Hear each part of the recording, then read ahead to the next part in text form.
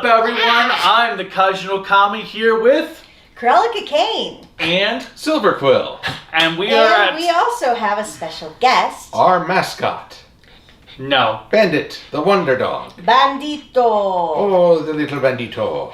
This is actually Advent Nebula's dog. Not we, but he's dog sitting. Which is why we're at Silver Quill's place. And also, this dog is coming in handy because the stress we suffered from watching this, it had nothing to do with the quality episode. It was more the ads. Speaking of... Hand me my phone, by the way. Speaking of, I need to look up this whole Diana to get thing. Because, good God... We don't need to get her anything. Nope. Well, first of all, she's part of the Democratic Party. Oh. You see, there was an anti-Democrat ad we saw 7 times. Yeah, even bandits running away from that idea. It was ridiculous. How many ads did they need? Because we had an ad before the first break. Yeah, at the first break, where they first go to commercial after the opening theme. Then we had an ad like 2 minutes into the episode itself. Mm-hmm. Then we had an ad like during where the next commercial break happens for the show. Then we had an ad like 2-3 minutes after it came back from commercial. Then we had the normal commercial break ad. Then we had an ad just before he flew up into space. Then I accidentally dropped the remote control, which exited us out of the video. So we had to watch the commercials again just to get back to where we were. And then there was was there one more ad, or was that the last ad? Oh, there was one more ad. Yes. It was the only one that didn't feature conservative propaganda. 8 commercials for 30 goddamn minutes. Did you do 8 commercials? Yes. Yeah. It's 8 commercials. Whatever. What? 8. Whatever. German? Oh, German.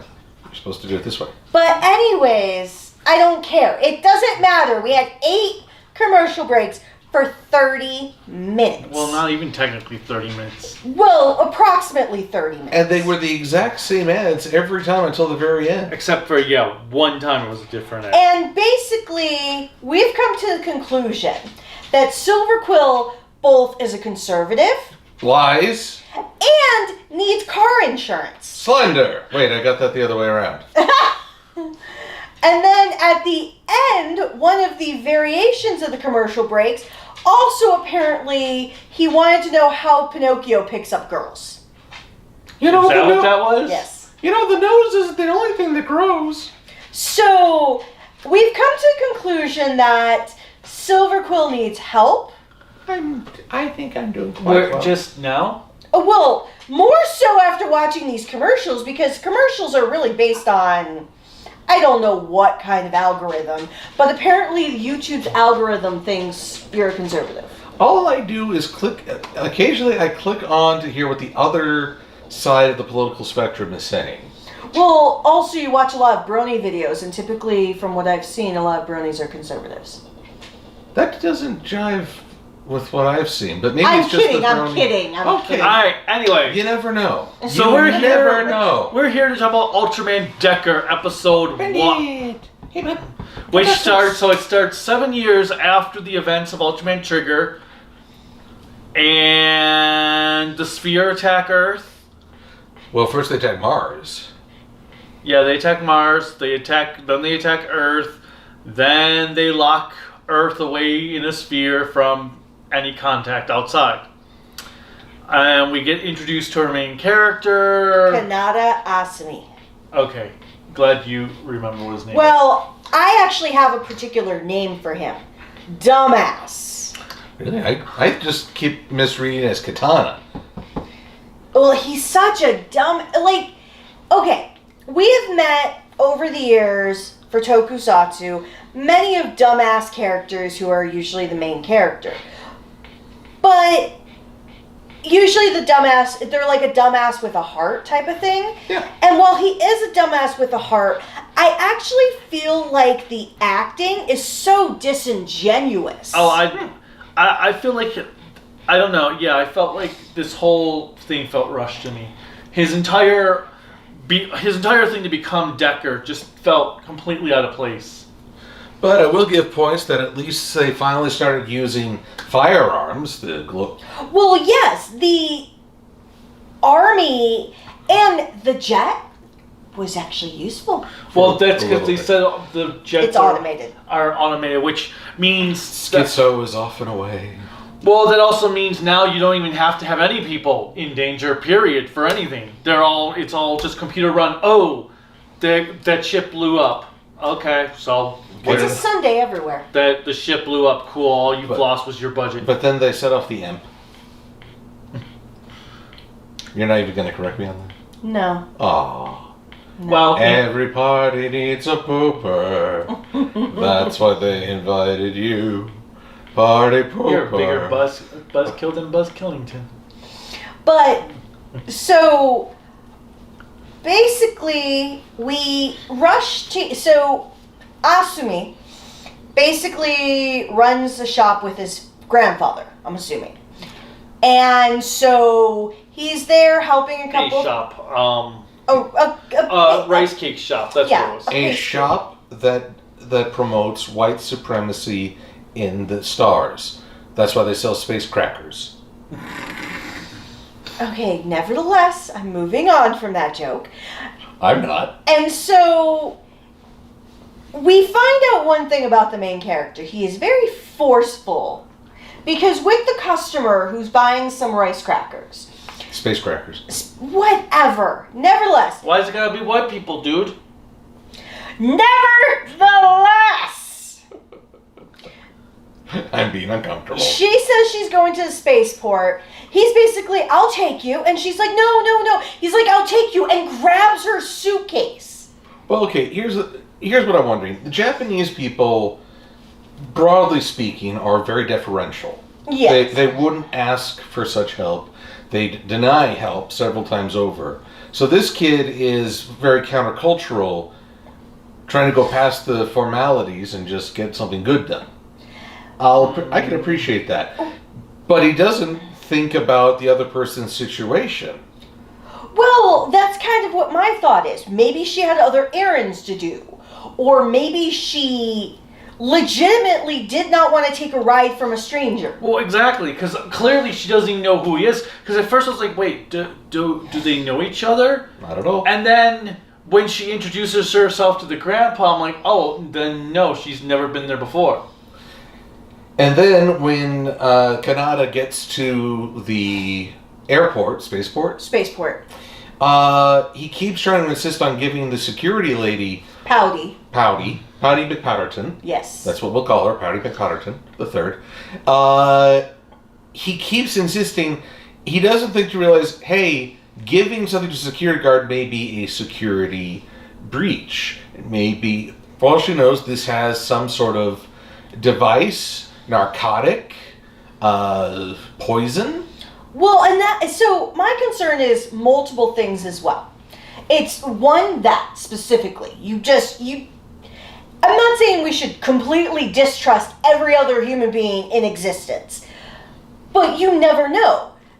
The same thing is, what if she has a dietary issue that she can't eat these space crackers? She can't get the right level of power. She gains another pound.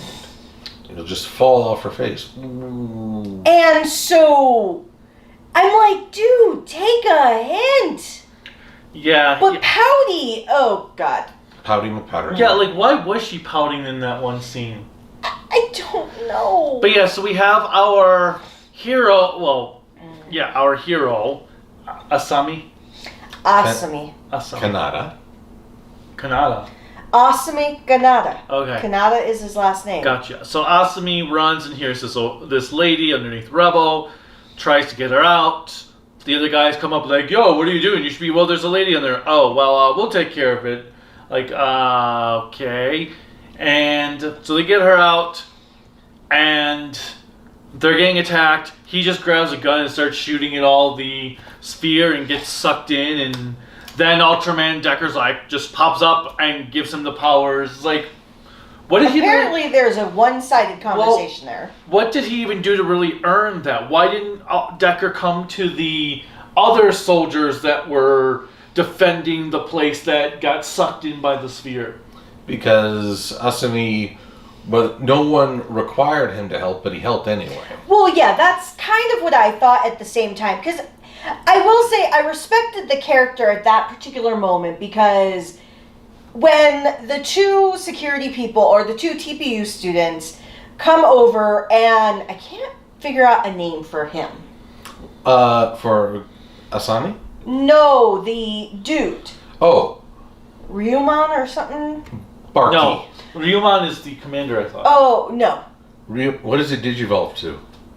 I like that, Barky. Barky. He barks orders. So you've got intrusive, pouty, and barky. Intrusive. Oh, I like that one too. So this is continuing our tradition from Trigger. It's hard to remember names on a good day for me, so I just go with the defining. Well, and it's the same nickname. universe too, so why not? So. But Barky, because this is the point of doing these, so we can continue forward.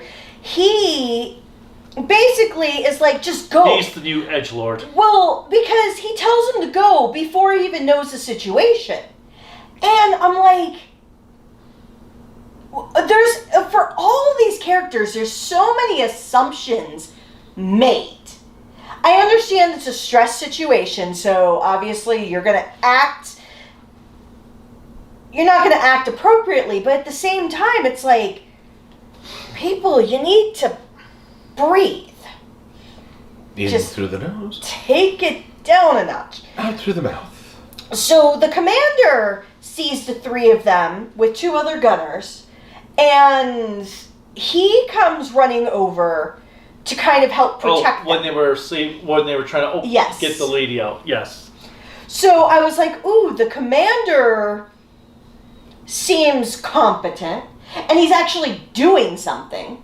Jafar was never so active. Yeah, and they're outside too. Oh my God, they're outside, and then there's Destiny was shot down. Dare I hope that they might actually get some sunlight this season. But the commander, and I think I'm going to stick with commander at the moment, because he actually acted like a commander. Although I might call him clean cut. Oh, that's true. That's fair. Clean cut. Glasses. Clean cut McGlasses? I like glasses too.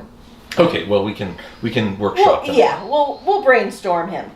Well, it'll take an episode or two to also cement what his personality. Well, I think the other names we can cement from this episode, and I liked what you mentioned when we were watching the episode, that they're almost saving on the voice acting budget. Because we never hear Decker. Now, from what I understand from past Ultraman, and I don't have the viewing experience as these two. Oh, he has more experience than anybody. Ultramen typically do talk to their hosts. Or to their counterparts, other me, Aibo. Well, Aibo. The only time they usually have talked to them in the older series is when they first say, I'm going to give you back your life and I'm going to merge with you. And that's it. That's the only time they have a conversation. Then it's basically just when the person transforms, the Ultra is just focused on silent. You never see. That's something that they started doing in the newer series, where you see the like X and everything. Ginga onward was the first time you actually saw the person in the mindset, basically, of the Ultra, and some of them where they'd have the conversation. That was never a thing before. Well, there may be some sort of weird reason why Intrusive was the chosen this time. Maybe he's the Ultraman from the future sent to the past of his rebirth of the remake. He's Fry? You know what? If he gets to do the nasty and the pasty, why not? He's his own grandfather. That quantum loop. I still think that's the creepiest thing in the world from Futurama. Alright, moving on. Either way, I mean... So we have the monster, which I like the monster design. It was Spherosaur? Spherosaurus, I think they said. Another fusion beast. So is it two monsters fused again? I didn't recognize if it was. It certainly looked more fearsome, and it didn't have those weird heaven-gazing eyes. Yes. I did like how the arms, because the arms did the EMP. And I like how it kind of stole energy from everything to power itself up. I did feel like the after Decker transforms, I was a little disappointed with how quickly the fight kind of went. It was almost like he was like beyond superpowered. Well, I did appreciate that he was down and out, but then he fires a shot to get back up. To draw an odd comparison, it's like in a Jackie Chan movie where he is at a very considerable disadvantage. And he takes some hits, he falls down, he's on the ground, and now he's suddenly at an even worse state than when the fight started. But then you get to see him get back up and triumph. That's more fun than if you have a character who can never be knocked down, a la Jet Li or something. So I did like That's fair. when he was running and we had the camera shot from like the ground level, seeing him coming when he's running towards, and then you had that transition where there's an explosion and it's like to his side. But then, I gotta say, after a quick victory against the sphere reptile, less than successful battle in the skies. With the green screen. And I think they used up a good chunk of their flight budget on that one. Yeah, I kind of wondered about that. I was like, ooh. And was anyone else thinking of The Simpsons as these aliens attacked? Aurora Borealis, at this time of day, in this area, located specifically above your city. Next thing, they're going to shower America with steamed hams. Oh, God. So then, after the battle is kind of won, kind of lost, because he wins the battle but loses the war. Well, he hasn't lost the war. Well, the first volley, it is both sides took a hit. Yes. So then he goes back home, and his grandfather says the wise words I kind of expected of, do what you feel is right in your heart. So then we get to the next scene where the TPU students, basically class has been canceled. Don't know how Intrusive got in, but with him being so intrusive, it probably worked that way. He goes in, we basically see all the students being told that they're going to do combat training. Instead of space training. And you have Barky and Pouty standing there, and then you hear a random student be like, yeah! And then Pouty comes over, looks over. Well, no, she rushes to the front and looks over and sees him. And she, like, her mouth slack jaws. And so, it's like, okay, I kind of expect this is where it's going to go. But the fear I have is it's gut select. That means, for a fact, we're most likely going to get Trigger characters in this show. Oh, they said some will return. Some will return. Who knows? Maybe they'll actually have characters this time. Characters will have character. So, my overall thoughts of it were, I'm very fearful and hesitant based on Trigger. We actually had more fun during our reviews talking about everything else outside of Trigger. And while that was fun, I would like to actually enjoy the show we're watching, so it doesn't feel like a chore. I'm hesitant as well because it sets the stage, but the characters don't make their best first impressions. No. Pouty wants to get into space. That's her goal. Which the fact that Intrusive's parents got there thanks to a raffle, it probably pisses her off no end. Well, yeah. Well, at least his parents are alive still. Maybe. They're on Mars, and Mars was attacked. Mars attacks? I was going to say, So are we going to have a dog body with a human head on it? Bandit, what would you think of this? Bandit is asleep on my foot, by the way, Nebula. He's doing quite well. What were your final thoughts about this series? The episode, not the series. Okay, I hate Trigger, but Trigger I felt had a better first episode. I That's also fair. felt the characters in Trigger's first episode were better, had better better introduction than these characters did. I hate Dinah, but I also think Dinah had a better first episode than this did. So wait, if this is New Generation Dinah, and you didn't like Dinah, does that mean dislike is that it's actually holding true to its predecessor? Now, I want to also focus on one last thing before we end this video. Are you talking about the opening endings? Oh, wait, the music video. Yes. Yeah, we'll get to that Oh. in a moment. I like the monster. Decker's design. Okay, so I actually, because I haven't paid attention to anything about this show because I'm very hesitant on it, I didn't actually know it was a card theme. So seeing the commercials with them showing the cards, I'm like, oh, Decker, cards. I get it. I just figured there'd be two of them at some point, double decker. Well, I made the joke before we, a couple of days ago. That was yesterday. Whatever. That I was like, oh, we're going to watch Double Decker. Or maybe he's just really good at punching. That's true. He just likes to but deck. But as long as he doesn't deck her. Yeah, that's the unfortunate part I just realized. You just... Okay, anyway. As somebody said about WandaVision and in the Multiverse of Madness, women just gotta make some things up in their head and start getting upset about it. Oh, let me get a 10-foot pole for this topic. Anyway, so my biggest things is, okay, we saw in the opening scenes Gamora.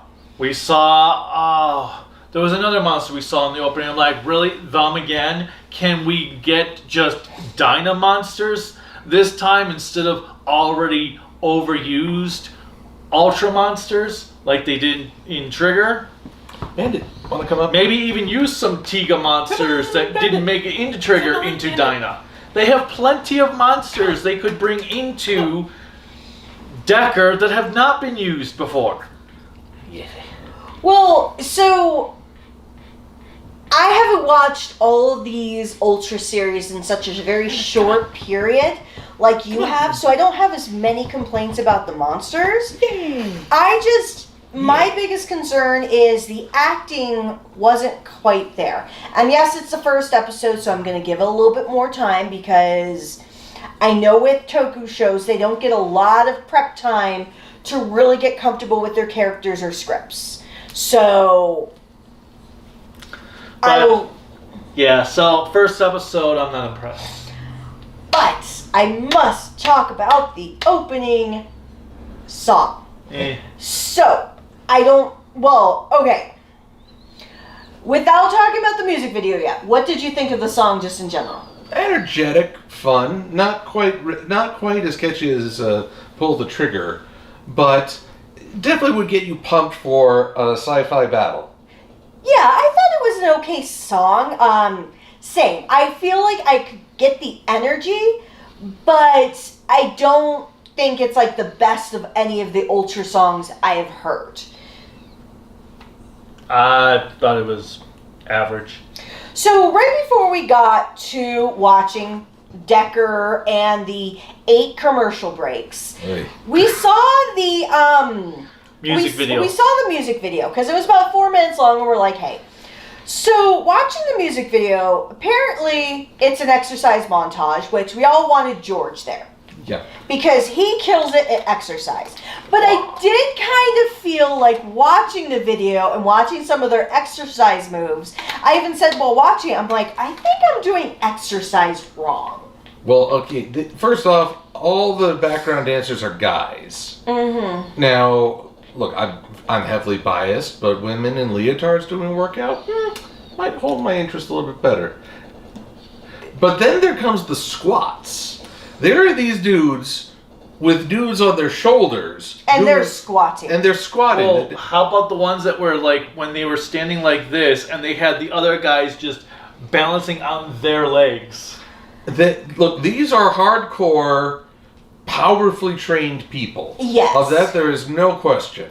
But then the guitarist Oh, he was my favorite. He was, well, he might have looked passionate playing his guitar, but when they asked him to do the Ultraman poses, it'd be like, am I really getting paid to do this? And so the singer, because I don't know much about who's doing the opening song. So I don't know if they're a part of a band or like just a couple of members of the band or what have you.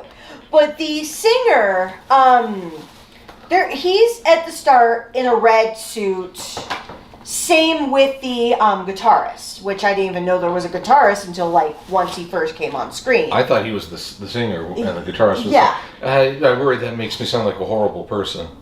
And then See, even Bandit thinks poorly of me. And then we're watching the exercising, and then the singer, you flip over and you have him dressed in a workout outfit, and he's thin. You can tell he exercises, but compared to the backup dancers that are more fit, he did not fit in well. Haha, he did not fit in with the fitness. Yeah, he did not fit in well with the background.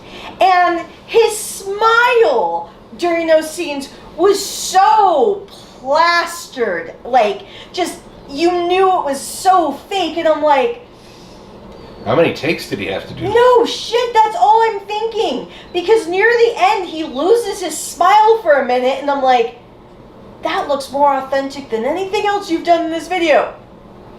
But the video it looked like something you'd see from a Guardians of the Galaxy, like ridiculousness.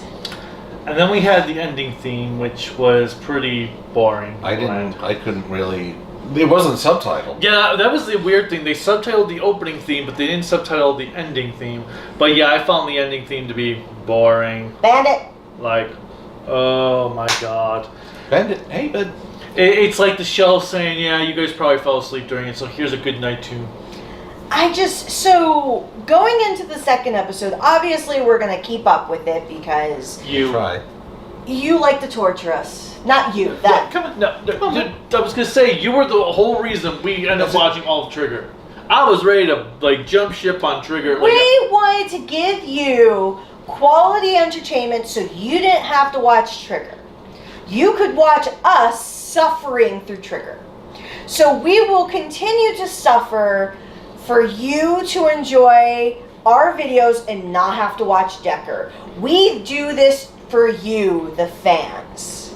Although I'm going to ask Nebula if we can have Bandit on hand as a sort of work therapy dog. Any frustrations we feel will be obliterated by petting this pupper. I'm good. But anyway. He's afraid of dogs at times. I'm not afraid of dogs. Come on. I just don't like being licked. Come on, Bandit. Yeah, Bandit's not much of a licker, though. It's the fear of... It's still the licking. So, he was never raised around pets, so... My mom hated pets. Well, your mom hates many things. Your mom's Satan. What? Hi, Mrs. Craig Bong Hanks.